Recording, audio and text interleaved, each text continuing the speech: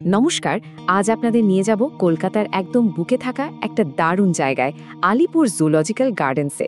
চলুন এর ইতিহাসের পাতাগুলো একটু উল্টে দেখা যাক। মহিলা হোস্ট উষ্ণ এবং স্মৃতি বিজড়িতস্বরে, এমন একটা জায়গা যাকে আপামর কলকাতাবাসী ভালোবেসে একটা নামেই ডাকে, আমাদের চিড়িয়াখানা। ভাবা যায় প্রতি বছর ৩০ লক্ষেরও বেশি মানুষ এখানে আসেন। কত প্রজন্মের পর প্রজন্ম ধরে যে কত স্মৃতি তৈরি হয়েছে এই জায়গাকে ঘিরে। আচ্ছা, তাহলে চলুন এর গল্পটার আরও গভীরে যাওয়া যাক। এই যে আলিপুর চিড়িয়াখানা, এটা কিন্তু ভারতের সবচেয়ে পুরনো চিড়িয়াখানাগুলোর মধ্যে একটা। প্রায় ৪৬.৫ একর জায়গা জুড়ে এর বিস্তার। কিন্তু এই বিশাল প্রতিষ্ঠানটা কি একদিনেই তৈরি হয়েছে? না, এর পেছনের গল্পটা কিন্তু আরও অনেক পুরনো। ব্যাপারটা বেশ মজার। দেখুন, শুরুটা হয়েছিল সেই ১৮০০ সালে ব্যারাকপুরে একটা ব্যক্তিগত পশুশালা দিয়ে। ওখান থেকেই প্রথম ভাবনাটা আসে। তারপর ১৮৭৫-এ এসে স্যার রিচার্ড টেম্পল দায়িত্বটা নিলেন, আর ঠিক তার পরের বছর মানে ১৮৭৬ সালের ১ জানুয়ারি সবার জন্য দরজা খুলে গেল আলিপুর চিড়িয়াখানার। আর কি দারুণ সব পশু পাখি নিয়ে যে যাত্রা শুরু হয়েছিল! মানে কে দেয়নি বলুন তো?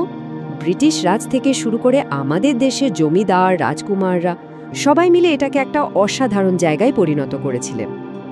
আর খুব তাড়াতাড়ি এই চিড়িয়াখানাটা শুধু সাধারণ মানুষের জন্য নয়, দেশ বিদেশের বড় বড় অতিথিদের জন্য একটা প্রধান আকর্ষণের কেন্দ্র হয়ে ওঠে।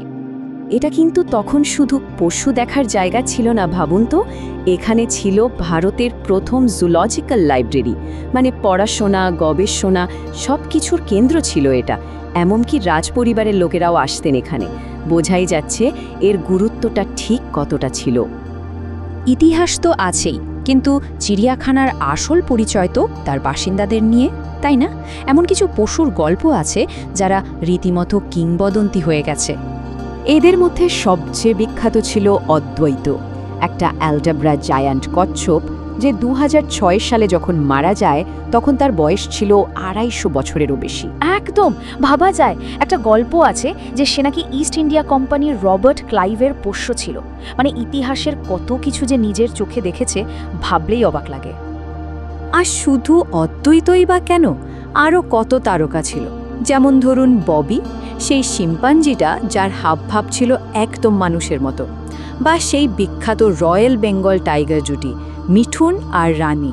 এরা সবাই যেন সেলিব্রিটি হয়ে উঠেছিল। কি অসাধারণ, তাই না? তো গল্পটা তো খুব সুন্দরভাবে এগোচ্ছিল, কিন্তু সময়ের সাথে সাথে, বিশেষ করে দেশ স্বাধীন হওয়ার পর, আমাদের এই প্রিয় চিড়িয়াখানাটা কিছু বড়সড় চ্যালেঞ্জের মুখে পড়ল। মূল সমস্যা ছিল ভিড়, পুরনো ধাঁচের খাঁচা আর আধুনিক ব্যবস্থার অভাব।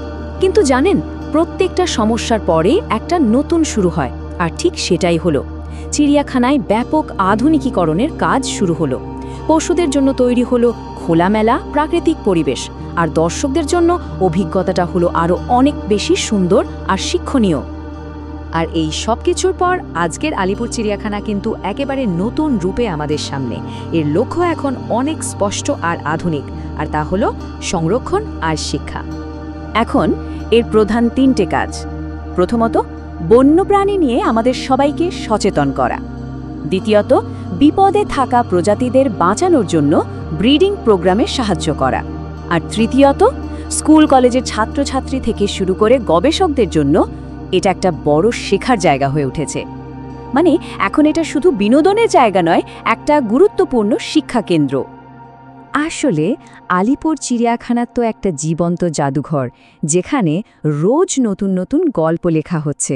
আর এটাই আমাদের ভাবতে বাধ্য করে, তাই না, যে আগামী ১০০ বছরে এই মাটিতে আর কোনো নতুন কিংবদন্তির জন্ম হবে।